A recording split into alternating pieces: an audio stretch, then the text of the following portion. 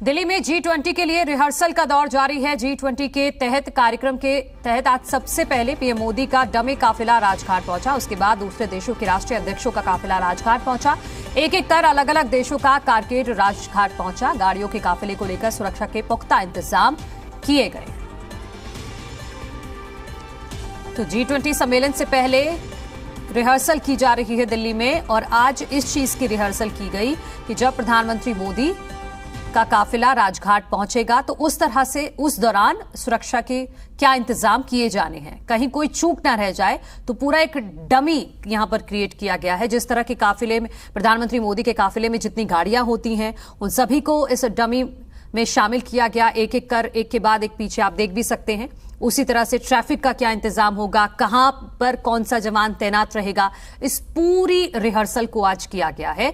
कौन कौन से इशारों के साथ गाड़ी को आगे बढ़ाना है, और पीएम मोदी का डमी काफिला राजघाट पहुंचता है और उसके बाद दूसरे देशों के राष्ट्रीय अध्यक्ष उनके पीछे पीछे काफिले के तौर पर चलते हैं।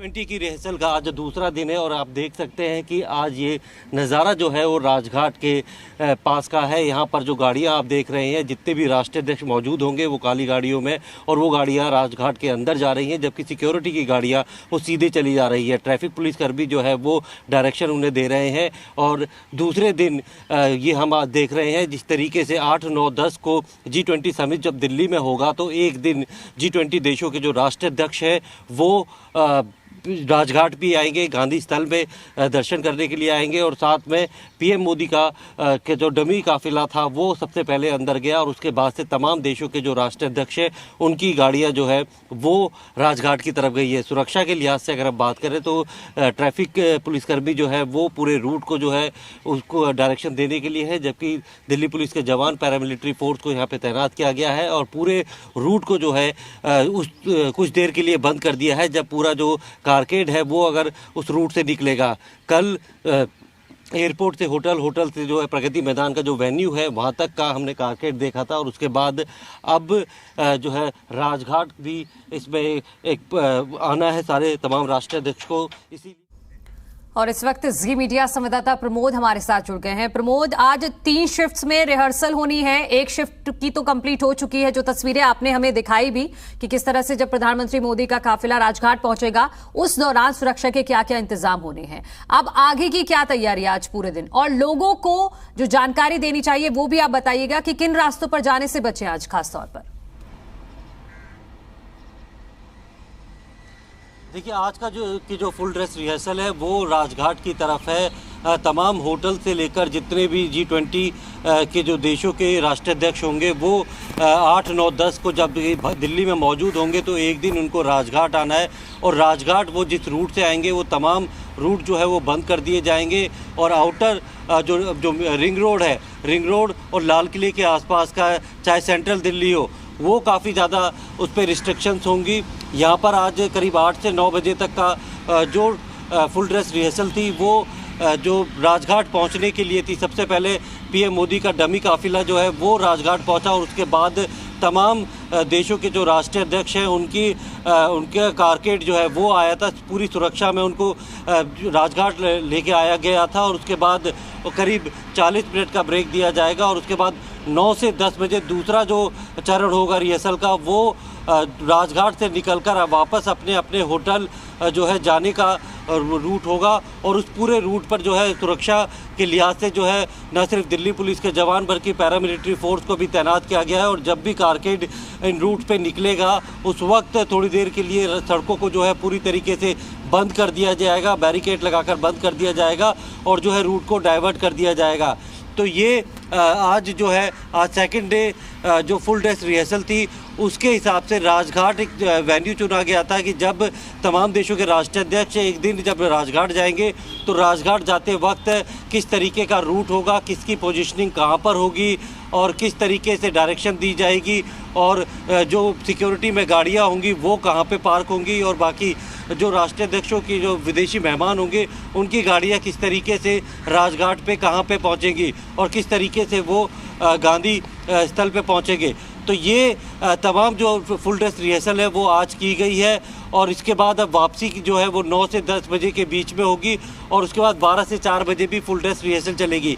यानी कि 2 दिन का वक्त जो है वो दिल्ली पुलिस ने लिया था कि किस तरीके से सुरक्षा के लिहाज से, ट्रैफिक के लिहाज से वो फुल ड्रेस रिहर्सल उसी तरीके से की जा रही है जिस तरीके से जब 8, 9, 10 को तमाम G20 देशों के जो राष्ट्रीय अध्यक्ष और विदेशी मेहमान जब दिल्ली में होंगे तो उनका जो कारकेड चलेगा तो किस तरीके से पूरे जो रूट को मैनेज करना है और कितनी टाइमिंग क्या होगी और किस वक्त कौन सी सड़क को बंद कर रहा है, कैसे जो है एक दूसरे से आपस में तालमेल बिठाना है, तो ये सारी चीज़ों को जो है फुल ड्रेस रिहर्सल में देखा जा रहा है। और उसी कड़ी में आज जो है राजघाट पहुंचा है कारकेड और अब कारकेड जो है वो 9 बजे के बाद वापस अपने अपने होटलों में जाएगा, जिसके बाद इसका जो रिहर्सल है वो 12 से 4 बजे भी दिल्ली में रहेगी।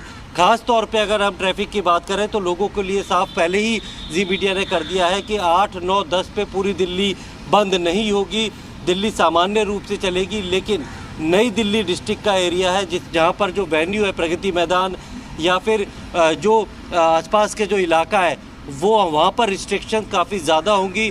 सिर्फ जब रूट निकलेगा, जो रूट को वहाँ से निकलना होगा कारकेड, तब थोड़ी देर के लिए बंद किया जाएगा और नई दिल्ली में रहने वाले लोगों को अपना आई कार्ड जो है वो कैरी करना होगा। अपना आई कार्ड दिखाकर वो जा सकते हैं। बाहरी लोगों को जो है वो नई दिल्ली में नहीं आने दिया जाएगा। खास तौर पे जो प्रगति मैदान का जो वेन्यू है उसके पास से, यानी कि बाहरी एक रास्ता जो है रूट डाइवर्ट कर दिया गया है। रिंग रोड से होते हुए वो ISBT भी जा सकते हैं, रेलवे स्टेशन जा सकते हैं और मेट्रो के ज़रिए एयरपोर्ट भी पहुंच सकते हैं। तो फिलहाल लोगों के लिए कोई ख़ास ऐसी परेशानी नहीं होगी जिससे उन्हें दो चार होना पड़े। लेकिन यह है कि एहतियातन जो है ये ट्रैफिक पुलिस ने अपनी एडवाइजरी जो है वो अपलोड की हुई है, उसे डिटेल में जो है साझा भी किया हुआ है लोगों से। तो उस ट्रैफिक एडवाइजरी को पढ़ के उसके अनुसार ही लोगों को अपने घर से निकलना चाहिए, अपनी जो है प्लान बनाने चाहिए। नई दिल्ली का जो एरिया है वो थोड़ा रिस्ट्रिक्टेड रहेगा। जिनके पास होंगे या फिर जो वहाँ पर रहने वाले होंगे या फिर जिनको वहाँ पे जाना ज़रूरी होगा या फिर इमरजेंसी सर्विसेज है, चाहे वो जो मेडिकल के लोग हैं या फिर जो ऐसे ज़रूरी सामान है, उनको जाने दिया जाएगा। बाकी जो बाहर से लोग आ रहे हैं घूमने फिरने के लिए इंडिया गेट या दूसरी जगहों पर आते थे, उनकी आवाजाही जो है वो पूरी तरीके से बंद होगी। और ये 8, 9, 10 3 दिन जो है ये रिस्ट्रिक्शन दिल्ली में रहेगी। दिल्ली के तमाम बाज़ार तो रोज़ की तरह खुलेंगे, लेकिन नई दिल्ली डिस्ट्रिक्ट के कुछ बाज़ारों को बंद कर दिया जाएगा।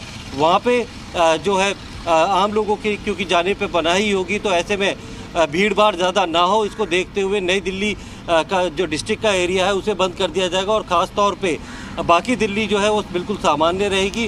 8, 9 और 10 को सरकारी छुट्टी का ऐलान पहले ही कर दिया गया है। तमाम जो सरकारी दफ्तर है या प्राइवेट दफ्तर है वो बंद रहेंगे। वर्क फ्रॉम होम के लिए उन्हें बोल दिया गया है। जो टैक्सी है या ऑटो है उनकी एंट्री जो है नई दिल्ली डिस्ट्रिक्ट में बैन रहेगी। और जो मेट्रो की सेवाएं हैं, एक आध मेट्रो स्टेशन को छोड़कर अगर हम बात करें जो प्रगति मैदान के आसपास है, उसको छोड़कर तमाम जो है मेट्रो बिल्कुल ही सामान्य रूप से चलेगी। और पुलिस भी अपील कर रही है लोग ज़्यादा से ज़्यादा पब्लिक ट्रांसपोर्ट का इस्तेमाल करें। फ़िलहाल दूसरा दिन है जो फुल ड्रेस रिहर्सल हो रही है कि G20 समिट जो है भारत के लिए एक बहुत बड़ा इवेंट है। तमाम G20 देशों के जो राष्ट्रीय अध्यक्ष हैं वो दिल्ली में होंगे और दुनिया भर के जो मेहमान हैं वो दिल्ली में आएंगे। तो ऐसे में उनको किसी तरीके की परेशानी ना हो। खुद प्रधानमंत्री नरेंद्र मोदी भी ये अपील कर चुके हैं कि इतना बड़ा इवेंट है और गौरव की बात है कि दिल्ली वाले जो है मेज़बानी कर रहे हैं। जब दुनिया भर के जो मेहमान दिल्ली में होंगे तो थोड़ी बहुत परेशानी ज़रूर हो सकती है। और इसके लिए प्रधानमंत्री मोदी ने जो बाकायदा मंच से दिल्ली वालों से माफ़ी भी मांगी थी और ये आह्वान किया था, ये अपील की थी कि जितना भी हो सके इस आयोजन को सफल बनाया जाए। जी, बहुत शुक्रिया प्रमोद, आपका तमाम तस्वीरों को दिखाने के लिए और महत्वपूर्ण जानकारी साझा करने के लिए।